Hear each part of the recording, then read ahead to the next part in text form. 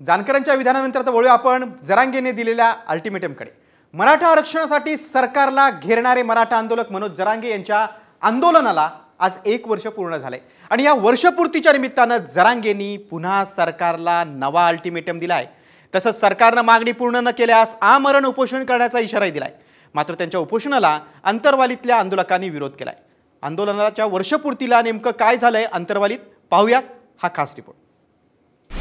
उपोषण केलं, पदरात काय पडलं? जरांगेंचा सरकारला नवा अल्टिमेटम। जरांगेंच्या उपोषणाला समाज बांधवांचाच विरोध।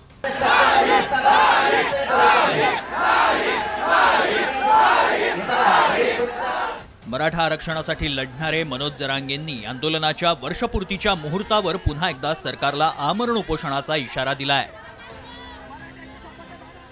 28 सप्टेंबर पर्यंत मराठा आरक्षणाचा निर्णय न घेतल्यास 29 सप्टेंबर पासून आमरण उपोषणाचा निर्धार जरांगेंनी केलाय। पुरा देश बघतोय, टप्प्यात येऊन देत असतो, टप्प्यात। जोपर्यंत मराठा समाजाला आरक्षण मिळणार नाही तोपर्यंत हे उपोषण सुरूच राहणार असल्याचं त्यांनी जाहीर केलं। मात्र मनोज जरांगेंच्या या निर्णयाला अंतरवाली सराटीतल्या मराठा आंदोलकांनी विरोध करत उपोषणाचा निर्णय मागे घेण्याची मागणी केली।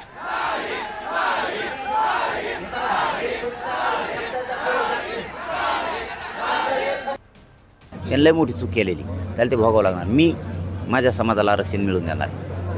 कोण अडवायचं येऊ दे, चल बघू कोण कोण येत आहे ते। आरक्षण ओबीसीतून मिळवून देणार, लढणार आहे मी 100% लढणार आहे। 29 सप्टेंबरला आमरण उपोषण होणार आहे। मराठा आरक्षणासाठी सुरू करण्यात आलेल्या आंदोलनाला वर्ष झालं, मात्र कुणबी दाखल्यांव्यतिरिक्त जरांगेंच्या हाती काही लागलेलं नाही। ओबीसी प्रवर्गातून मराठा समाजाला आरक्षण मिळावं या मागणीसाठी म्हणून जरांगेंनी 29 ऑगस्ट 2023 रोजी जालना जिल्ह्यातील अंतरवाली सराटीमधून आंदोलन सुरू केलं होतं। या आंदोलनाची वर्षपूर्ती झाल्याच्या निमित्तानं मनोज जरांगेंनी गोदापट्ट्यातील 123 गावांच्या आंदोलक समन्वयकांची बैठक बोलावली होती। त्यानंतर त्यांनी पुन्हा एकदा आंदोलन करणार असल्याचं जाहीर केलं। यावेळी त्यांनी पुन्हा उपमुख्यमंत्री देवेंद्र फडणवीसांवर टीका केली। बलिदान गेले, त्यांचं स्वप्न होतं आरक्षण मिळालं पाहिजे, समाजाला मिळालं पाहिजे। त्या लेकरांचं स्वप्न पूर्ण करणं जबाबदारी। मी जबाबदारीच्या दृष्टिकोनातून आरपारची लढाई 29 सप्टेंबरला करायची ठरवली। की बघूया आता देवेंद्र फडणवीसमध्ये किती दम आहे। मराठ्याच्या मनगटाला मनगट लाव म्हणा आता। आम्ही तर लोकशाही मार्गाने शांततेत आंदोलन करणार आहेत, पण तो फक्त आंदोलन बघ म्हणा आता।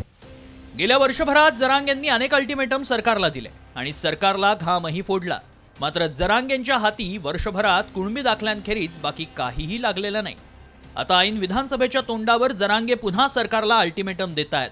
त्यामुळे यंदा सरकार झुकणार की जरांगे अल्टिमेटमवर अल्टिमेटम देतच राहणार याकडे राज्याचं लक्ष लागलंय। ब्युरो रिपोर्ट, साम टीव्ही।